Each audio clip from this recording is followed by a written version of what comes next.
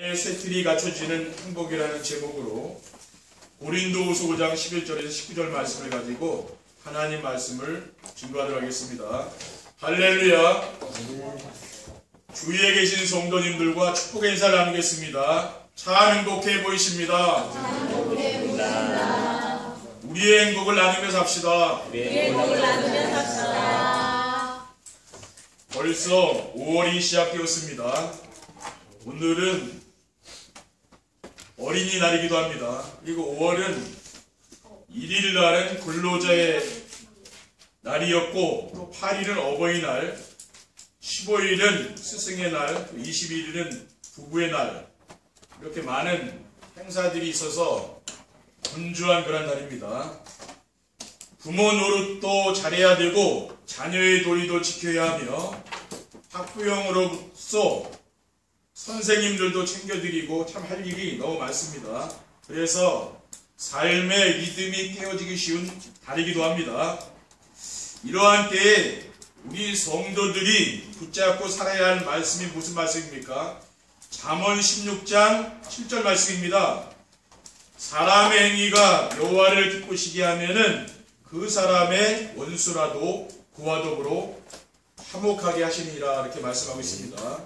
오늘 5월 첫 주일에 하나님이 우리에게 주신 말씀의 제목은 나의 새틀이 갖춰지는 행복입니다. 2019년을 시작하면서 예틀을 깨뜨리고 새틀을 갖추라고 하셨는데 우리가 강단 말씀을 따라 살았더니 우리 자신도 모르게 새틀이 갖춰져 있는 것을 발견하게 되었습니다. 첫 번째, 행복한 삶을 위해서 갖춰지는 나의 새틀은 무엇입니까?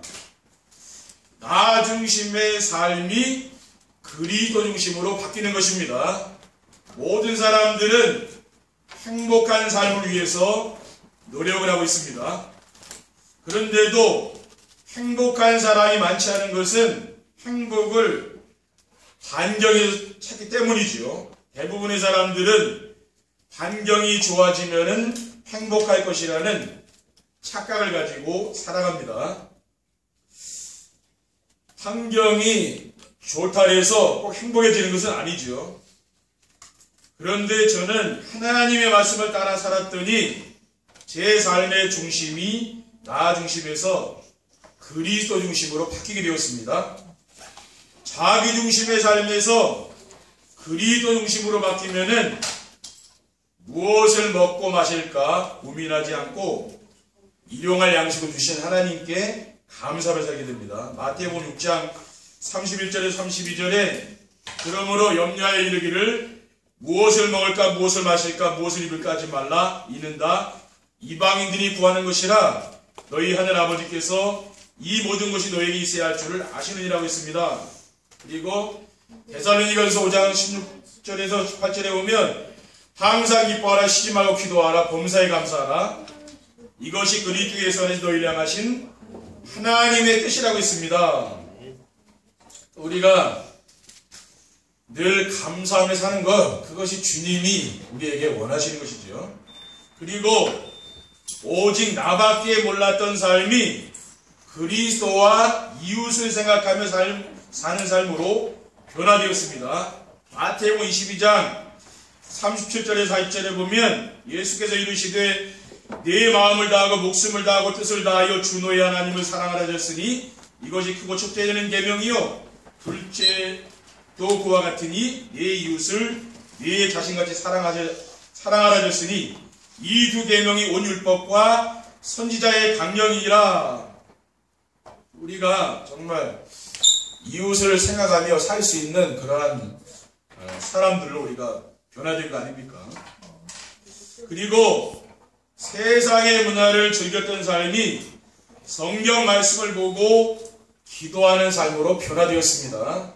시편 1편 1절에 3절에 보면 복 있는 사람은 악인들의 길을 따르지 아니하며 죄인들의 길에 서지 아니하며 오만한 자들의 자리에 앉지 아니하고 오직 여호와의 율법을 지도하여 그의 율법을 주야로 묵상하는도다. 그는 신학가에 심은 나무가 철을 따라 열매를 맺으며 그 잎사귀가 마르지 아니한 같으니 그가 하는 모든 일이 다 형통하리로다.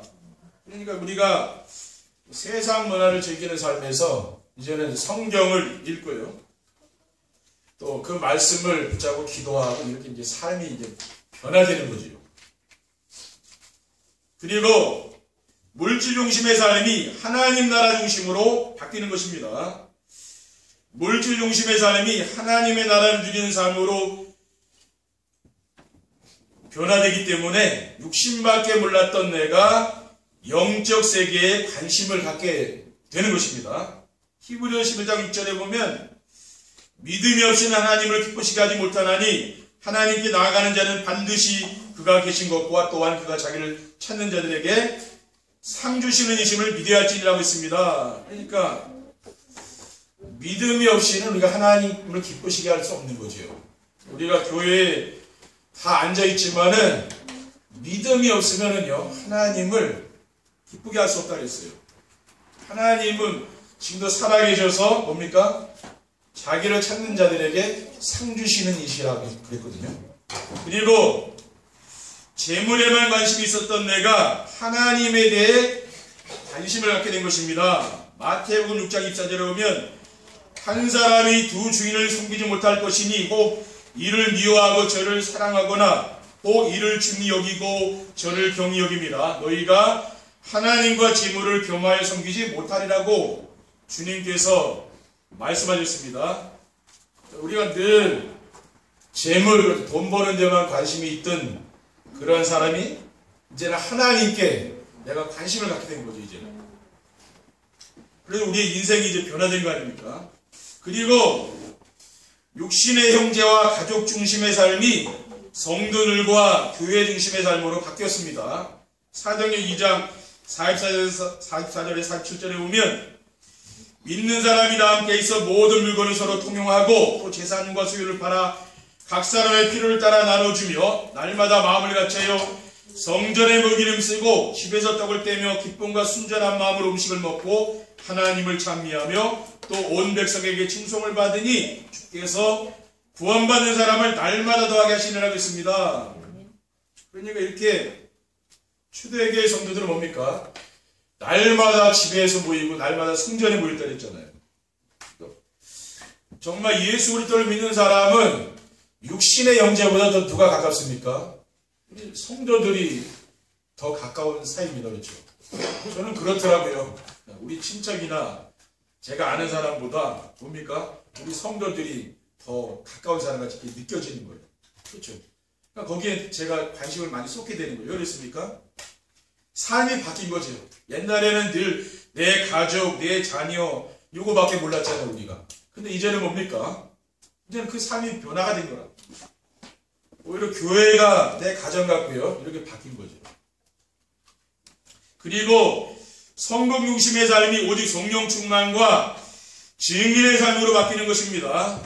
성공 중심의 삶이 오직 성령 충만과 증인의 삶으로 바뀌니까 내 지혜와 경험으로 살았던 삶이 강단의 말씀을 따라가는 삶으로 이렇게 딱 바뀌는 거죠.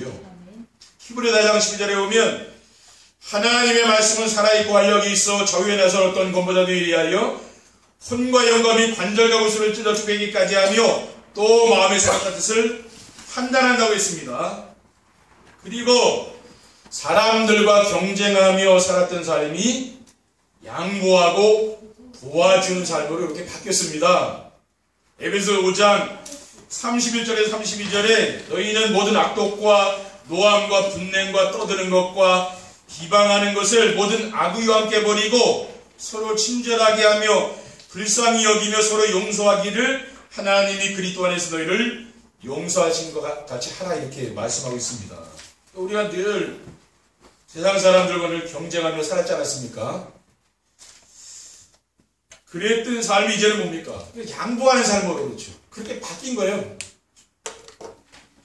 그리고 세상의 성공 중심의 삶이 하나님을 누리는 전도자의 삶을 산 거죠. 이제는 뭡니까? 내가 하나님의 나라를 누리는 삶으로 내가 이렇게 바뀐 그게 뭡니까? 전도자의 삶을 살면은 하나님을 누리는 그러한 삶으로 이렇게 변화되는 거예요. 그러니까 전도자의 삶을 살지 않으면은 하나님의 나라를 누릴 수가 없는 거죠. 그래서 매일매일 강단의 말씀을 듣고 기록하고 묵상하며 전달하는 정시예배를 지속하여서 옛틀을 깨뜨리고 새 틀이 갖춰지는 행복한 삶을 이제 살게 된 거죠. 우리가 매일매일 아침에 우리가 또 밤에 정한 시간에 강단의 말씀을 매일매일 듣는 겁니다. 그게 뭐냐면은 그게 말하자면 전도자의 삶이라. 근데 이것이요 제 인생을 이제 바꿔놓은 거예요. 왜냐 매일 그 시간에 늘 듣는 말씀이지만은 매일 들으면 어떻게 됩니까? 정세배를 안 하시는 분들은 늘 그 메시지 같을 거예요. 그렇죠? 늘 반복되는 메시지. 그분들은 정세배를 안 하는 사람이에요. 그러니까 메시지 다시 들을 이유가 없다는 거예요. 왜냐? 늘 뭐 똑같은 말씀 하시는데 거기에 내가 시간을 투자할 게 없잖아요. 그러니까 안 듣는 거라. 근데 매일 그 시간에 들어보면은요, 새로운 메시지가 나오거든요. 하나님의 음성이 들리거든요. 그게 내 인생을 바꾸는 거예요. 그렇죠. 그걸 말하는 거예요. 그러니까 우리가 뭐 전도자의 삶을 살아서 내가 큰 일을 이루자 그게 아닙니다. 그렇죠? 하나님을 잘 섬기려고 하는 거라니까요. 우리가 뭐 동기가 있으면은 우리가 뭡니까? 그 말씀이 안 들리는 거죠. 근데 순수한 마음으로 듣는 거예요. 왜냐? 하나님이 하라고 목사님들에게 이야기했으니까 하는 것이지 우리가 다른 동기가 있어서 하는 건 아니잖아요. 그렇죠? 여러분 큰 돈 벌려고 그렇게 합니까? 그렇게 한다고 큰 돈 벌리겠습니까? 그런 건 아니잖아요. 그렇죠? 그런 건 아니란 말이에요. 근데 뭡니까? 하나님이 그렇게 우리 인도해가고 있잖아요. 지금 그렇게 하는 거예요. 그러니까요. 두 번째, 행복한 삶을 위해서 나의 세트를 갖추려면 어떻게 해야 됩니까? 갈보리산에 그리스도를 인격적으로 만나야 됩니다. 그리스도가 단순히 지식으로 아는 것이 아니고요. 인격적으로 체험하려면 그리스도는 나와 함께 하시기 위해서 사람이 되어 이 땅에 오신 하나님이심을 내가 믿어야 되는 것이죠. 요한복음 1장 14절에 말씀이 육신이 되어 우리 가운데 거하시며 우리가 그의 영광을 보니 아버지의 독생자의 영광이요 은혜와 진리가 충만하다라고 했습니다. 그리고 그리스도께서 갈보리산 십자가 위에서 인생의 모든 문제를 깨끗이 끝냈다는 사실을 내가 믿어야 되는 것이죠. 그러니까 믿어야 그 역사가 나타나는 거예요. 안 믿으면 안 되는 거잖아요. 이거는. 그래서 요한복음 19장 3절에 보면은 다 이루었다 그랬죠. 인생의 모든 문제를 다 끝냈다 그랬잖아요. 여러분 염려하고 고민하지 말고 그 말씀을 믿으시면 되는 겁니다.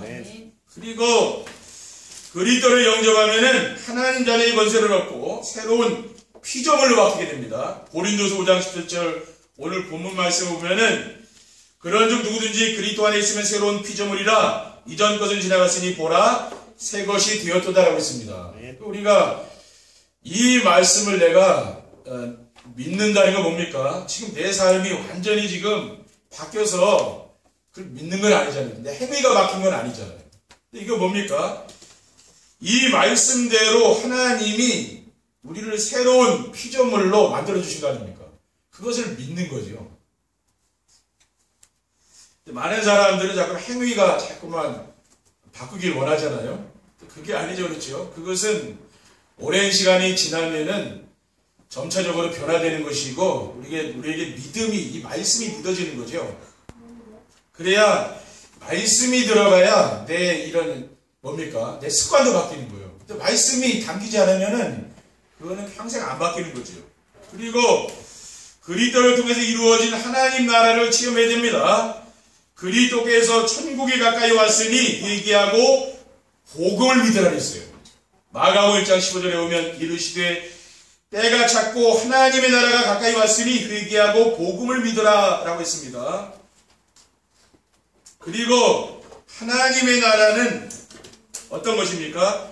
성령의 능력으로요 귀신이 떠나가는 걸 말하는 거예요. 마태복음 12장 28절에 보면 그러나 내가 하나님의 성령을 힘입어 귀신을 쫓아내는 것이면 하나님의 나라가 이미 너희에게 임하니라고 있어요. 그러니까 두려움이라든가 우울함, 또 염려, 의심, 걱정 같은 어둠 세력이 떠나가는 거죠. 그리고 세상이 줄 수 없는 참된 평안과 기쁨이 넘치는 겁니다. 이렇게요. 이렇게 변화가 된다는 거예요. 그러니까 여러분들이 정시예배를 통해서 계속 하시다 보면 그렇게 된다니까요. 늘 염려, 의심, 걱정하던 사람이요. 저도 이렇게 정시예배를 하면서 말씀에 집중하니까 변화가 되더라고요. 그러니까 이걸 안 해보면은 체험하지 못하는 거죠. 그리고 그리스도의 비밀을 알고 영접하면은 하나님 나라가 이루어지는 것입니다.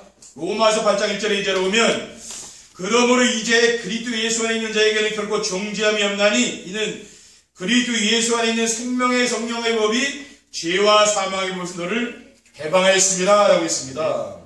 그러니까 우리가 이러한 말씀을 내가 암송하고 묵상할 때 능력이 나타나는 것이죠. 그러니까 우리는 많은 것을 신앙생활에서 많은 것을 하고 많은 메시지를 듣고 막 그렇게 하면 되는지 알잖아요. 근데 그것은 그렇게 한다고 되는 건 아닙니다. 그렇죠? 근본을 바꾸라 그랬어요. 어제도 근본 바꾸라 그런 말씀하지 않았습니까? 그러니까 우리가 근본이 뭡니까? 하나님의 말씀이 늘 암송되고 묵상하고 이게 믿어져야 되는 거죠. 이게 열심히 해서 되는 건 아니에요. 신앙생활을 내가 열심히 땀 흘려서 한다 해서 되는 건 아니에요. 근데 뭡니까? 이 강렬해 주신 말씀을 내가요, 늘 생활 속에서 내가 암송하고 묵상하고 하는 거예요. 옛날에 우리 보면 중학교 때 이 뭐 영어 단어 있었죠? 그래가지고 카드로 만들어가지고 그걸 외웠거든요. CC단체에서 뭡니까? 그런 거 만들었었잖아요. 이게 성경 암송 카드를 만들었다니까. 그걸 암송하도록. 근데 우리가 그렇게 하진 않아도 이런 말씀을 어릴 때부터 우리 랩런트들이 자꾸 말씀을 암송해야 믿음이 들어가는 거예요. 그러니까 우리 랩런트들이 훈련에 참석해도, 그렇죠? 그 훈련을 다 받아도 우리 랩런트들 속에 말씀이 없다. 그러면 그게 어떻게 되겠습니까? 그렇죠? 우리가 왜 훈련 받습니까? 그는 자꾸 믿음을 크게 하려는 거 아닙니까? 그렇죠? 근데 믿음을 자라게 하는 것은 이 말씀이 들어가야 돼요. 그렇죠? 여러분이 한 주간 살아갈 때 얼마만큼 하나님 말씀이 내 마음에 떠올랐습니까? 그게 안 떠오르면 어떻게 됩니까? 응답 받을 수가 없다 그 말이에요. 그러니까 이 말씀을 왜 자꾸 듣고 암송하는 이유는 그 말씀이 믿어져야 된다는 거예요. 그래야 능력이 나타나는 거 아닙니까? 그래야 치유가 되는 거죠.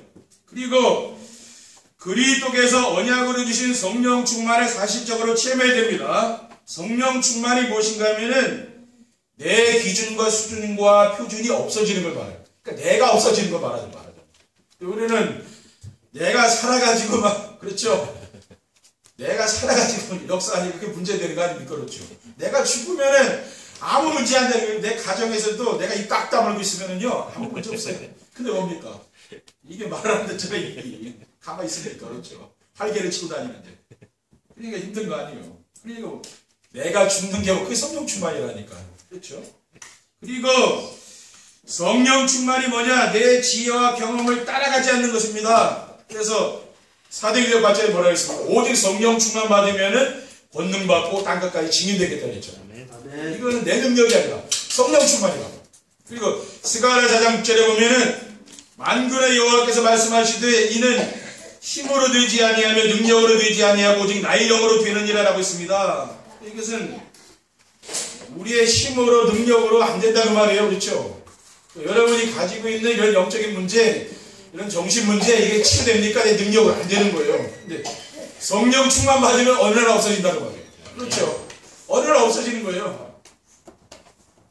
그리고 성령 충만은 무엇입니까? 오직 말씀만 붙잡고 따라가는 게 여러분 속으면 안 돼요. 우리 한국교회가 진짜 성령 충만 받겠다고 기도원 다니요, 부흥회 다니요 얼마나 했습니까? 우리 과거에.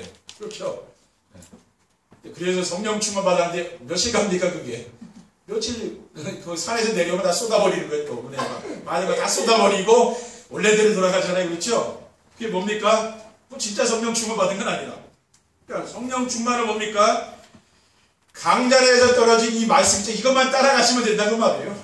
그렇죠? 이것만 따라가면은 여러분이 지금 강단하고 나하고 안 맞습니까? 그러면 내가 안 맞는 거지 하나님이 안 맞는 건 아니에요. 목사님이 저런 설교를 하시지 나하고 참 안 맞네. 나는 이런 말씀을 원하는데 이건 안 주고 자꾸 이런 반대 걸 주십니까? 그거 뭡니까? 내가 지금 하나님하고 반대편에서 싸우고 있는 거예요. 어느 날 문제가 터지는 거예요. 왜? 말씀 따라가지 않으면은요 어떻게 됩니까? 하나님하고 대적하는 사이에 돼 있는 거예요. 왜? 강단 말씀 이거 하나님 주시는 거잖아요. 근데 그 말씀이 그냥 거슬른다. 그거 뭡니까? 그건 내가 잘못된 거라고. 그래서 내가 그 말씀에 순종을 해야지 하나님이 여러분에게 순종하고 따라갑니까? 하나님이 여러분에게 심부름 꾼은 아니잖아요. 그렇죠? 그거예요. 바로 그걸 말합니다. 그리고 뭐 시편 119편 105절에 보면은 주의 말씀은 내 발의 등이요 내 길의 빛입니다. 결국 뭡니까? 여러분의 인생의 길을 안전하게 인도하는 것은 말씀밖에 없다는 거예요. 그렇죠? 그것만 따라가시면 되는 거예요. 그래서 여러분이 뭡니까? 이 말씀을 한 주간 계속 듣는 사람이랑 주일날 한 번 듣고 끝내는 사람이랑 누가 이기겠습니까? 그거 얘기하는 거예요. 그렇죠? 계속 듣는 사람하고 한 번 듣고 잊어버린 사람 누가 이기겠어요? 매일 듣는 사람이 그 말씀이 떠오를 거 아니에요. 그렇죠? 그런 사람이 신앙생활에 승리하게 된다. 그 말이죠. 세 번째 결론입니다. 행복한 삶을 위해서 나의 세트를 갖추게 되면 어떻게 됩니까? 세상의 문화에서 멀어져 삶의 여유가 생기게 되는 겁니다. 행복한 삶을 위해서 알아야 할 것과 찾아야 할 것, 누려야 할 것, 전해야 할 것, 지난달 메시지잖아요. 이것을 하게 되면은 새 틀이 갖춰지는 거죠. 이제는 옛 틀을 벗어버리고 새 틀을 갖추게 돼요. 그러면은 세상의 오락과 문화에서 멀어진다. 왜 그렇습니까? 세상의 문화가 사탄 문화입니다. 지금 또 뭡니까? 앞으로 석가탄신일도 돌아오고 그러잖아요. 근데 그게 다 무슨 문화입니까? 그게 다 우상 문화거든요. 사람들은 세상의 문화를 즐긴다는 거예요. 사탄의 문화를 즐기는 거예요. 근데 이런 세상의 문화를 즐기지 않으니까 어떻게 됩니까? 삶이 분주하지 않다는 말이죠. 그러니까 여유가 있고 왜? 사람들이 왜 바쁩니까? 세상 문화 즐기려고 다니는 거 아니에요. 그렇죠? 내가 그런데 안 가면은 그거 바쁠 건 없다는 말이에요. 그러니까 여유가 있기 때문에 여러분 가정이나 직장에서 많은 시간을 쓸 수 있는 거죠. 요즘 뭐 스마트폰 이게 직장에서도 많이 하잖아요. 그러니까 병원에서도 스마트폰을 많이 한다네요. 그러니까 이 간호사들이 젊은 사람들이 스마트폰 하다가 갑자기 뭐 가져오라니까 주사를 가져왔는데 다른 걸 갖다 주는 거라. 왜? 바쁜 거예요. 자기는. 스마트폰이 그 세상 문화에 빠져 있는 거라. 옛날에는 그런 게 없었잖아요. 지금 의료사고에 많이 납니까? 바쁜 거예요. 혼자 있어도 바쁘니까 계속 해야 되는 거예요. 빠져 있는 거죠. 그러다 보니까 자기 할 일을 못 하는 거예요. 그렇죠. 이렇게 된다는 거예요. 근데 그런 게 없는 사람은 뭡니까? 여유가 있으니까 행복한 거 아닙니까? 그렇죠. 그리고 예배 시간이 기다려지고 성도들과 포럼이 되어집니다. 자기 중심과 물질 중심과 성공 중심의 삶이 그리스도 중심과 하나님 나라 중심과 오직 성령 충만과 진리의 삶이 되어지면은 강단의 말씀이 그 은혜가 된다는 거예요. 근데 그렇지 않은 사람은 큰 은혜는 안 돼요. 그렇죠. 와서 예배는 드리는데 그냥 드릴 형식이지 주일날 습관적으로 드린 거지 큰 은혜 안 된다고 말이에요. 그런데 자기의 삶이 이렇게 변화되는 사람 뭡니까? 말씀을 통해서 은혜 받고 또 성도들과 포럼하는 시간이 내가 기다려지는 거죠. 이따가 포럼할 때 내가 이 말씀을 잘 해줘야지 같이. 그 은혜 그렇게 되는 거예요. 근데 그렇지 않은 사람은 부담 가지고 그렇죠. 왜? 할 것도 없는데 지금 또 해야 되잖아요. 지난주 메시지에 잡은 것도 없는데 또 해야 되잖아요. 그러면 힘든 거라고 숙제가 되는 거예요. 그러니까 여러분 뭡니까? 진짜 예배를 통해서 내가 은혜 받으면은 포럼이 즐겁고 행복하다. 그거예요. 신앙생활 다른 게 아니라 초대교회 어떻게 했습니까? 사도들의 가르침을 따라서 서로 교제하고 떡을 뗐다 그렇게 나와 있거든요. 그 뭐예요? 교제 말씀 포럼 했다 그 말이에요. 끝나면은 그게 우리 행복이라고 말이에요. 그리고 사람들과 경쟁이나 갈등을 하지 않고 전도가 되어집니다. 우리가 예틀을 깨어지고 세틀을 갖추게 되면은 주변 사람들과 경쟁하지 않는 거예요. 그렇죠? 그러니까 우리가 왜 힘들게 삽니까? 옆 사람하고 갈등하고 지금 또 경쟁하니까 그런 거 아니에요. 그게 인생이 힘든 거거든요. 왜냐? 직장 갔는데 옆에 동료하고 또 갈등하고 경쟁하니까 그거 얼마나 힘듭니까? 그렇죠? 힘들게 직장 갔는데 보니까 또 사람하고 계속 또 갈등이 일어나잖아요. 우리가 결혼하면 이제 힘듭니까? 부부간에 행복하게 살려고 결혼했는데 갈등이 잘 생기잖아요. 그런 게 인생이 힘든 거예요. 또 내 자녀하고도 갈등이 자꾸 일어나잖아요. 그러니 힘들다 그 말이에요. 근데 여러분이 이런 게 이제 없어진다니까요. 갈등이. 그게 없어지니까 내가 양보하며 사는 거죠. 내 자녀를 내 방식대로 하려고 하다가 뭡니까? 그 자녀가 원하는 걸 또 들어주면서 그렇게 하는 거예요. 그렇죠. 오늘 어린이날이잖아요. 오늘 하루만이라도 여러분 자녀들이 원하는 거 들어주기 바라면 그렇죠. 내 방식대로만 끌고 가지도 말고 자녀한테는 양보해라. 왜? 다 옳은 건 아니잖아요. 내 방식이. 틀릴 수도 있거든요. 내 자녀가 원하는 거 해주는 게 좋을 수도 있다고. 왜냐? 그는 미래가 달려있는 거 아니에요. 그렇죠. 우리는 부모는 자꾸만 책망해서 끌고 가다 그러지만 나중에 이 아이들이 신앙 떠나면 어떡합니까? 그럼 우리는 헛농사 짓는 거예요. 오히려 좀 풀어주면서 이 아이들 신앙 안에 자라게 하는 게 낫지. 완전히 매여가지고 나중에 이제는 난 두 손 두 발 다 들었다. 엄마 아빠 나 간섭하지 말라고. 이제 나 하고 싶은 내버려두라고. 아직까지 너무 힘들었다. 그러면 어떡하겠습니까? 그렇죠. 편안하게 우리 자녀들이 살 수 있도록 도와주셔야 돼요. 그렇죠. 그래, 하나님 믿는 게 좋은 거구나. 이게 돼야지. 하나님 믿는 거는 너무 힘든 거다. 이렇게 되면은 그거는 잘못된 교육을 시키는 거 우리가 그거는 안 되는 거죠. 그래서 뭡니까? 또 양보해라 그러면 사람들에게 여러분 인정받고 칭찬받는 사람이 됩니다. 그러면은 어려운 일 당하면 여러분 주위 사람들이 여러분 찾아온다니까요. 그래서 자기 얘기를 하잖아요. 그러면은 그리스도로 답을 주면 되는 거죠. 아멘. 내가 누리는 복음으로 답을 주라. 다른 답 주지 말라니까 또. 복음으로 답을 주시오. 내가 누리는 걸 줘야지. 내 인생의 답으로. 이렇게 되면 어떻게 됩니까? 그때부터 전도가 또 되는 거예요. 그렇죠? 어려운 게 하나도 없다니까요. 자, 여러분이 이제 이번 한 주간도 예 틀을 다 깨버리고 새 틀을 갖추는 귀한 행복을 누리시기를 주님의 이름으로 축원드립니다. 기도하겠습니다. 하나님 감사합니다. 주님 주신 귀한 언약의 말씀 우리가 굳게 붙잡고 우리의 삶 속에서 새 틀이 갖춰지는 행복한 삶을 살 수 있도록 인도해 주시옵소서. 주 예수 그리스도의 이름으로 기도드립니다. 아멘.